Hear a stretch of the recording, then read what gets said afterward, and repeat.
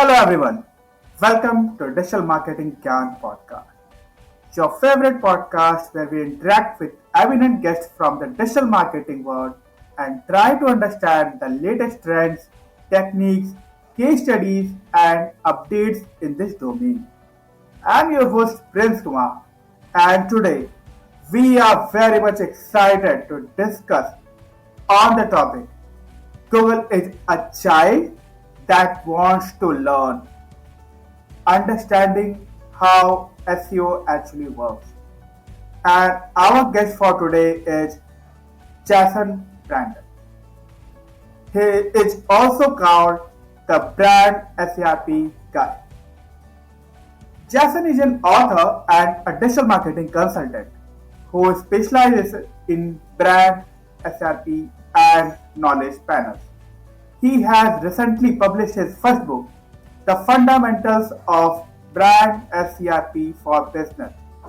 He regularly publishes articles on leading digital marketing publications such as Search Engine Journal, Search Engine Land, and regularly writes for others.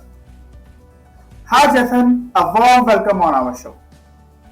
Thank you very much, Prince. It's absolutely lovely to be here. Okay. So Jason, just to start with our conversation, can you help us know a bit about your corporate journey, because definitely we know that you must be having a vast experience into this corporate world. So can you just help the audience understand a bit about yourself? Yeah, I've actually founded multiple companies over the years, but I've always created these companies to serve the purpose that I was trying to fulfill. So the first company was actually a record company. We released records because I had a music group and I wanted to release the record, so I created the music company, the record company, to release the record. The second one was a children's entertainment company because I wanted to make cartoons for kids, and we based that in Mauritius in the Indian Ocean, which was absolutely delightful, living on a tropical island. That was a very successful business. We did very, very, very well for a few years. And now I've created CaddyCube, which is digital marketing focusing on brand SERPs, the search engine results page for a brand name. So what your audience sees when they Google your brand name. And knowledge panels too, which is a reflection of Google's understanding of who you are, what you do, and who your audience is. And this particular company is incredibly technical and digital. The one before was all about cartoons for kids, and the one before that was about music in the folk punk environment, which is wonderful. Do you basically work on these two terms only, like the brand SERP and the knowledge panel, or you work for the overall SEO? Well, I don't work directly on the overall SEO, but the overall SEO benefits enormously from the brand SERP and the knowledge panel.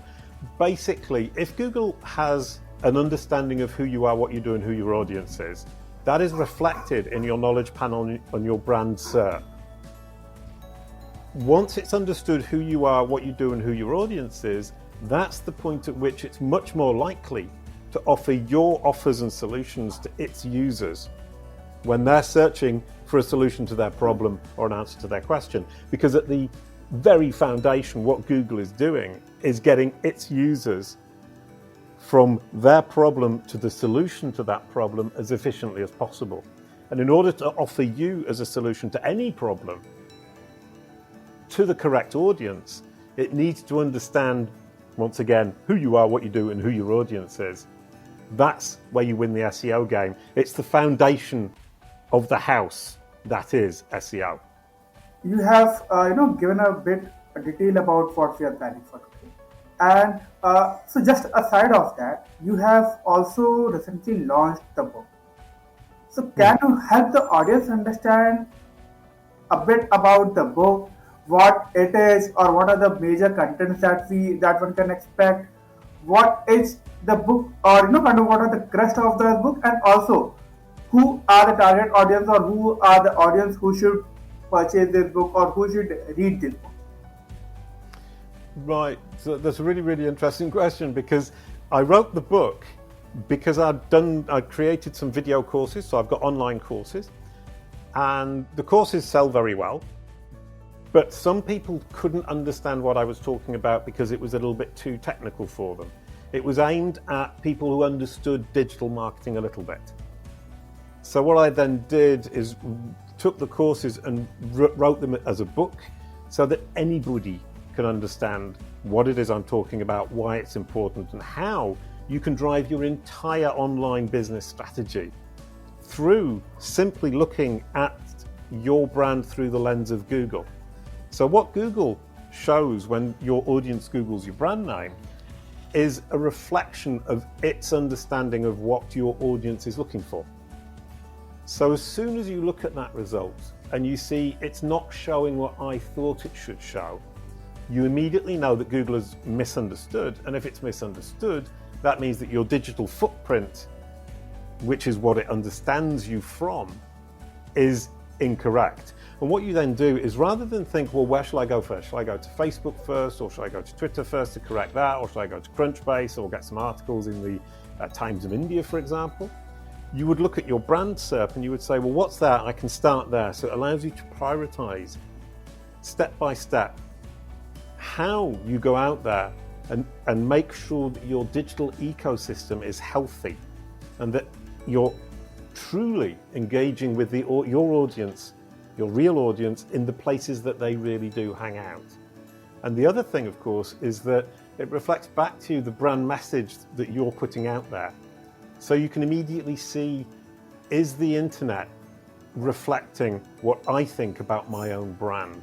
So that's the foundational idea of it. It's an incredibly simple approach to your entire digital marketing strategy. And then on top of that, you can build lots of simple things, which the book contains lots of good advice about how to manage your homepage so that it looks great at the top when somebody searches your brand name, how to get a knowledge panel on the right-hand side. That's the information box that Google shows on the right-hand side on the desktop. How to get your social media channels to look great, how to get them to rank, how to get them up there onto the brand SERP so that they can represent you to your audience in the way you want, because your brand SERP is your business card. And Google's aim with that business card is to say to the user, its user, who are your audience, and remember, your audience is a subset of Google's users. Google is saying to them, here is what I have understood about this brand, this company, and here is where you might want to engage with them. So if you look at Kalicub's brand SERP, for example, it starts with the kalicube.com site, then the Kalicube Pro SaaS platform, then Twitter boxes, then YouTube video boxes, then LinkedIn, and then Crunchbase. So you can go down there and our users who are searching for us can choose how they want to engage with the company and its products. So is this book for the digital marketer, or even business owners can understand these, the strategy that you have done? Yeah, it's a great question. As I said, I actually got some help with writing the book from somebody who didn't know anything about digital marketing, and between us, she basically said to me, this is too complicated, I don't understand. So we rewrote it together to make it so that it's accessible to absolutely any business owner. And one of the agencies that use our SaaS platform, which is a very geeky, complicated software as a service platform, buys a copy of the book and gives it to every single client he takes on. And he says, you read that book, you will understand where we're coming from, why we're doing this, why it's good for your business. And they all read it over a weekend. At the end of the weekend, they come back and they say, I've got it, I've understood, I know where we're going. I have in my mind a digital marketing strategy for my business, big or small. Great. This is a great testimony that you have mentioned that, since your client are recommending it to their customers, then that can be the best thing that can happen. They're not just recommending it, they're buying it for their clients. They're buying big boxes and giving them away, which is great. Amazing. So, since we will be talking about SERP, along with that, we will also try to understand from your point of view that what do you think are some of the major trends that are dominating the SEO industry as of now? Right. That's a lovely question, because the biggest trend of all is the move away from keywords, the concept of what somebody types into Google to what are they actually looking for? What is their intent? What is their problem? And Google's getting better and better understanding that problem. So it's less and less about matching words on your page to the words in the search query, and more about matching the solution on your web page to the problem that the user has expressed to Google. That's point number one. Point number two is EAT, expertise, authority, and trustworthiness. Google, because it wants to send its users to the best possible solution, it's looking for a solution from a provider who is expert in the field, authoritative within that field, and trustworthy, let's say credible, a credible solution. And we talk a lot about expertise, authority, and trust. Google say EAT. That's all about you ensuring that you focus on your core topic and that you provide the best possible solution to your end user. So we're looking much more at topicality, authoritativeness, trustworthiness, and expertise to serve an intent which is represented by the words that people type into Google. So as businesses, we need to start thinking much more, interestingly enough, as businesses. As an offline business, you would expect somebody to come back because you're expert, you're authoritative, and you're trustworthy, and because you serve their need. It's exactly the same with Google online. You want people walking, let's say, walking in off the street that is Google. Google is a street. People are walking down it looking for things. You want them to walk into their shop when you can actually provide a solution. You don't want somebody looking to buy a pen walking into your electronics store. It's a waste of everybody's time. So you've really got to focus on who you're trying to serve and how you can communicate to Google, educate Google, as we see later on, educate Google about who it is you serve with what solutions and why you are the best in your market. So definitely you have given a kind of, one of the most the trend that should be dominating, and that is dominating, and that is what we need to understand, because keyword, like working on the keyword was the work of the past. Now we need to understand what are the intent of our end. So coming to the topic that we have planned for today, and this is something that is very interesting and people want to know more about it. Like you have mentioned that Google is a child that wants to learn. So can you help us understand why this statement is there and what is the rationale behind it? Yeah, this move away from keywords is linked to Google becoming more intelligent, let's say. So I did some air quotes there because intelligence is a relative kind of idea for a machine, at least. In the old world of SEO, when Google was, let's say, a bit stupid, it would look at the characters in a word and it would match it to the words on the page, and it would say, well, if that page has the same set of characters, JASON space BARNARD, it must be about Jason Barnard.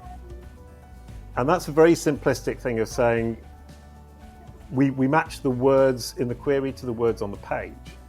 But you immediately come across a big problem, which is words are ambiguous. Intent isn't always obvious. Intent is sometimes explicit, buy red shoes. And sometimes it's implicit. Great red shoes. I'd be looking for great red shoes because I want to buy them. So that's an implicit intent to buy. And Google's trying to understand that intent. But in order to understand that intent, it needs to understand the world. And it's trying to understand the world much like a child tries to understand the world. So what we have is, if you imagine a child who has an encyclopedia. Let's say the child is looking at Wikipedia. It can look things up in Wikipedia and it's terribly happy and it's got the facts in front of it. Google is a child with Wikipedia times 100 million. It has so many facts in front of it. And what it's trying to do is work through this massive encyclopedia that's the web, but the information is disorganized. And so it's trying to organize the information in its mind so that it can understand the world correctly. And as you well know, and I well know, human beings are not consistent. Human beings have a tendency to be a little bit random. So what the child has is our incredibly confused set of signals to try to understand us in particular. I'm talking now at the micro level. my company probably doesn't explain itself as well as it possibly could. It isn't clear to the child. So the first step we need to do is say, how am I explaining who I am, what I do, and who my audience is to this child? And I do that on my website. And the child sees that on my website and it says, okay, right, I understand that because you've been very clear about what it is you do, who you serve. And then we can point it. We can say to the child, well, go over there to my LinkedIn profile, go to Crunchbase, go to Wikidata, go to IMDb, go to the Times of India, and it will say the same thing. There is corroborative information.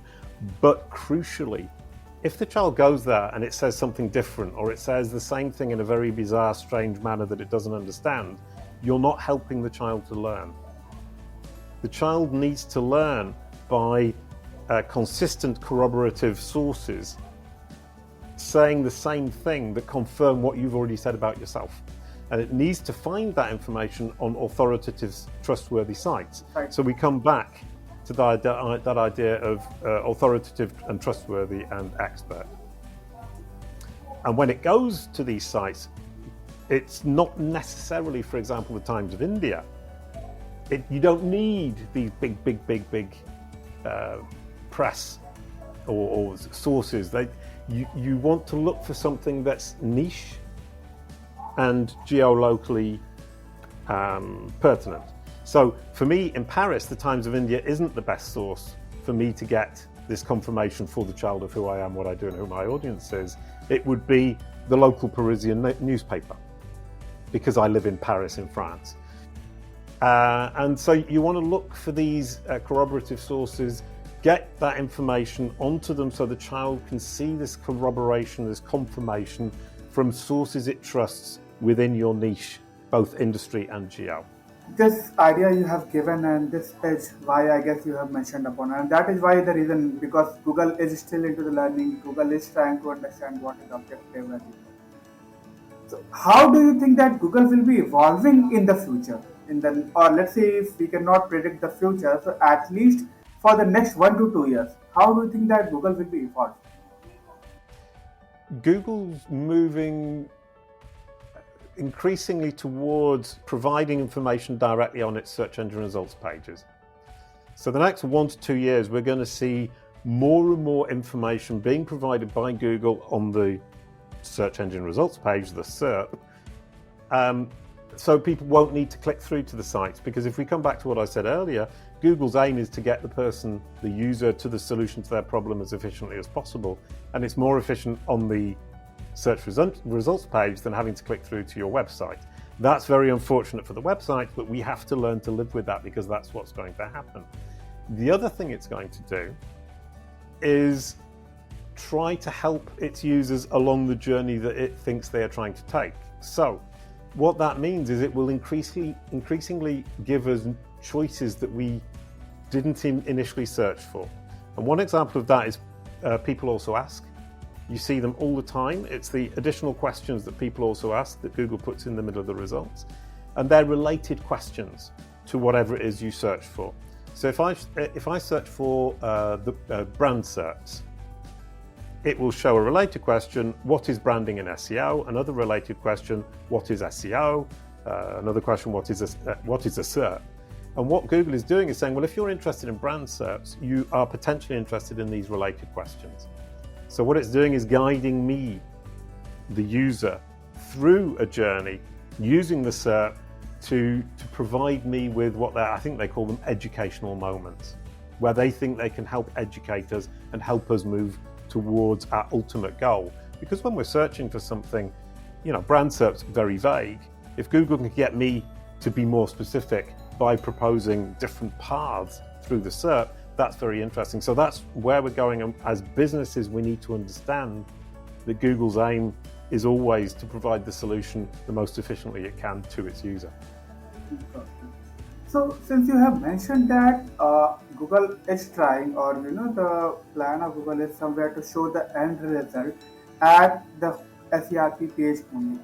So how do you think that the digital marketers or the SEO guys need to rework on their strategy so that they can get the best from it?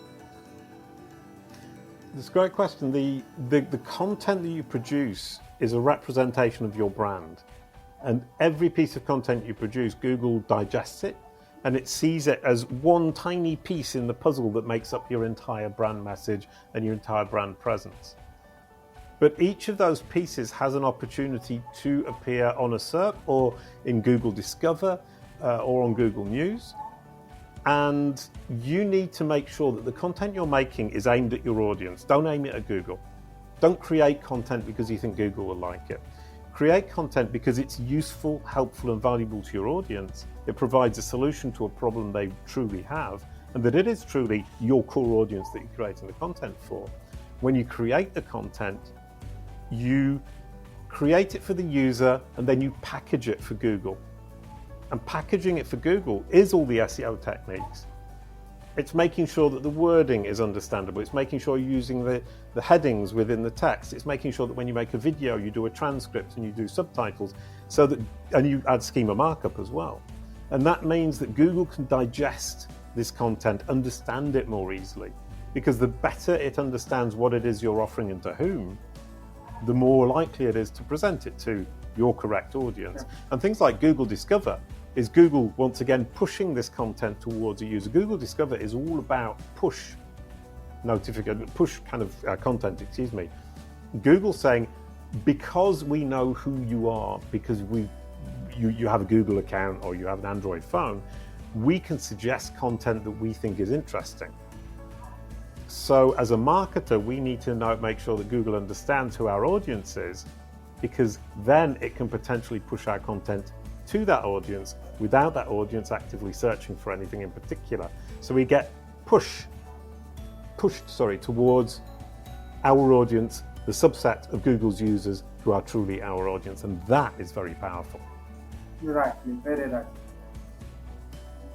So, since you were mentioning about the Google Discover, so similarly we have Google Knowledge Graph and Google News. Yeah. So, can you help us understand that what is the opportunity in these platforms or in these mediums that the SEO guys need to explore to get a good increase into their overall SEO, because they are a kind of considered as a gold mine if we mention about industry. So can you help us understand that how we can leverage these all things like the Google Knowledge Graph, the Google Discover and the Google News? Yeah, I think the most fundamentally important thing is the understanding that Google has. You mentioned the Knowledge Graph, we're talking about Discover, the foundational aspect of the future of SEO for every brand is how well does Google understand who you are? How well does it understand what you have to offer? And how well does it understand to whom you can offer it, i.e. your audience? And have you convinced it that you are the best solution? And everything in SEO will be based on that. As I said earlier on, it's the foundation, and SEO is the house you put on top of it. If you just aim for keywords and you do SEO for SEO's sake, let's say, you won't have any foundations and the house will fall apart. You need to build the foundational understanding that Google has in order to build your SEO house so that Google can then serve the content.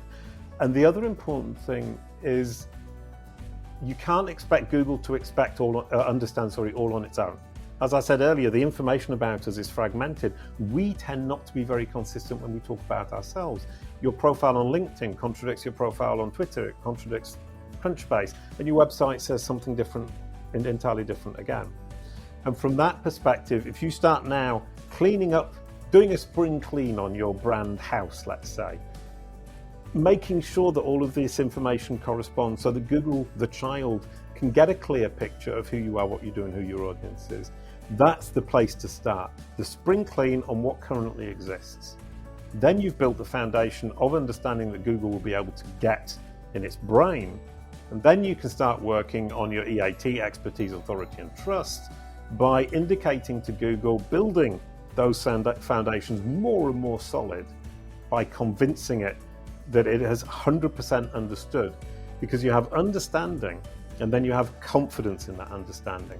So the first thing is to build understanding by doing your spring clean, and the next thing is to build confidence in that understanding by presenting reliable sources to back you up. So can you also help the audience understand, like if they have a business or if they have a website, so what are the best thing or what are the thing that they can work upon to get their website visible into Google News, because getting the visibility in Google News is not for everyone, because Google News has a kind of restrictions that it should not be more promotional, something like that. So can you help the audience understand like what can be the basic things that we should be practicing if we want that our website should be visible into Google News?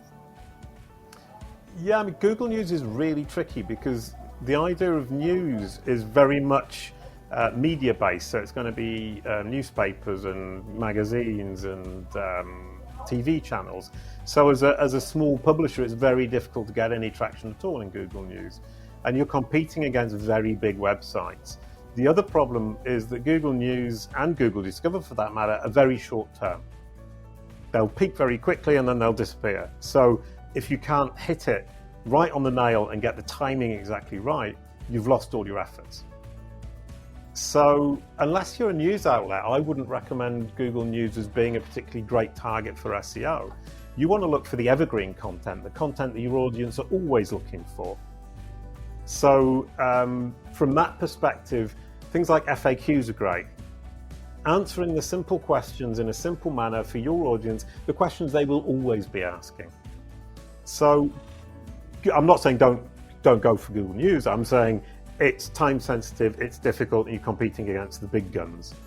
Whereas if you go for FAQs, it's simple and you're competing for your audience's attention with simple, helpful answers to simple questions. And I think the second option for me is more powerful and more reasonable for a smaller business. So you have also talked about brand SERP optimization being as designing your Google business card. Can you expand on that?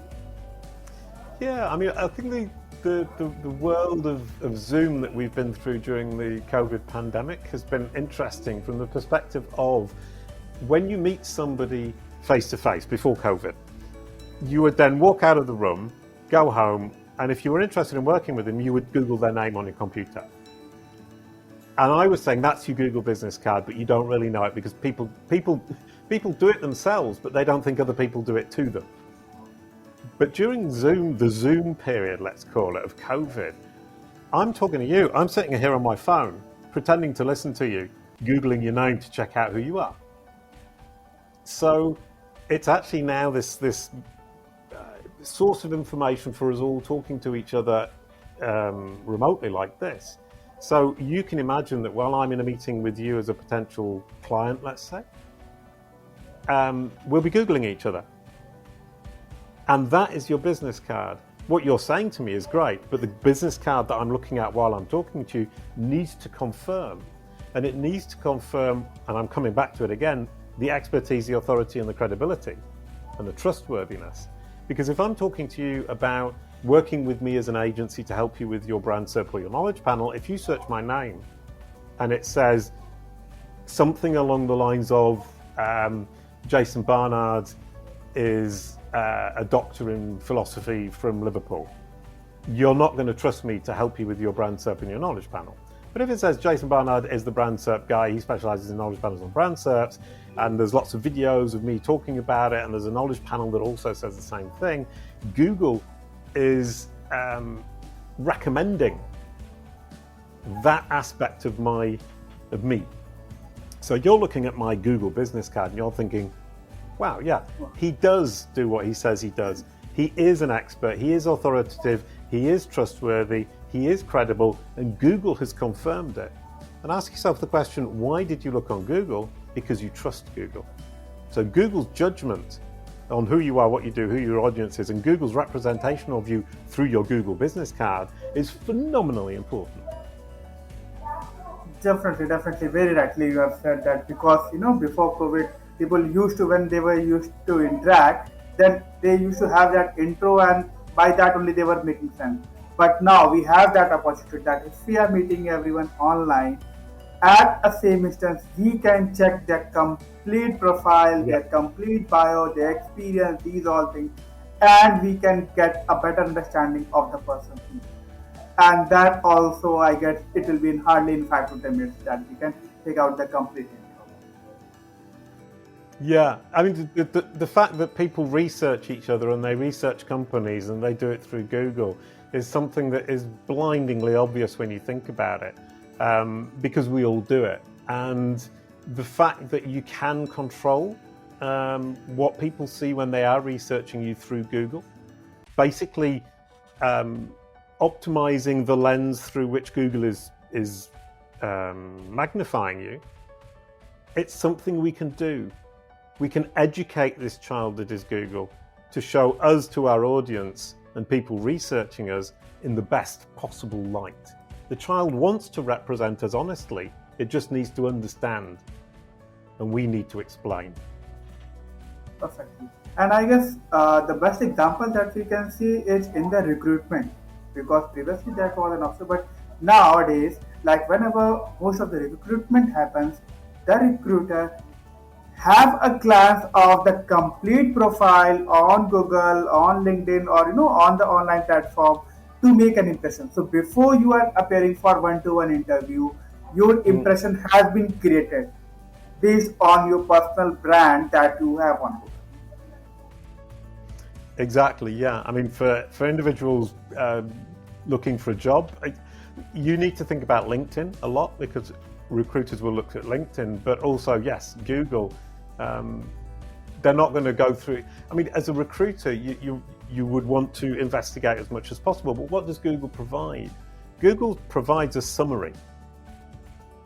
So it's really easy for them to just go, I'll go through Google and look at that very quickly. And because it's providing a summary of the person, it's a really easy way for them to research without having to go to multiple sites. But in the case of recruitment, I don't think the brand SERP, the personal brand SERP, is so very important, because by definition our names are quite ambiguous.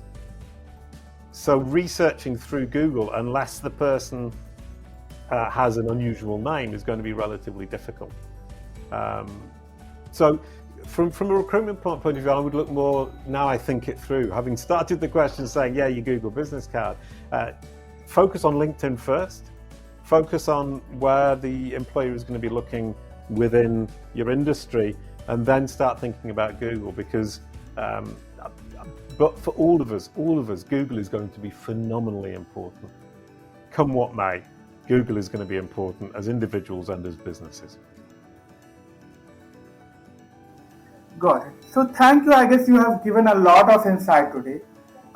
Before ending the show, can you just give any last piece of advice to the businesses on how they should be prepared for the future with the ever-changing Google? Right, great question. Start thinking about marketing rather than SEO. If you've got a business, then you have an understanding of marketing, so you've got off to a great start. Your marketing, just like you would in the real world, but it's on the digital platform. It's on not just Google, but Facebook, Twitter, LinkedIn, Crunchbase, Times of India, and so on and so forth. It's marketing, but in the digital world.